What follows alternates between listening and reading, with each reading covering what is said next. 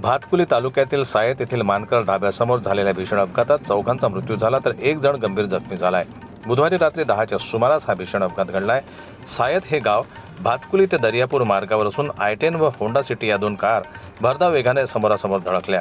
या भीषण धडकेमध्ये दोन्ही कारमधील 4 जण मृत्युमुखी पडले. घटनास्थळी भातकुलीचे ठाणेदार राजू राजुलवार व त्यांचं पथक पोहोचलं असून गंभीर जखमींना जिल्हा सामान्य रुग्णालयामध्ये हलवण्यात आलंय.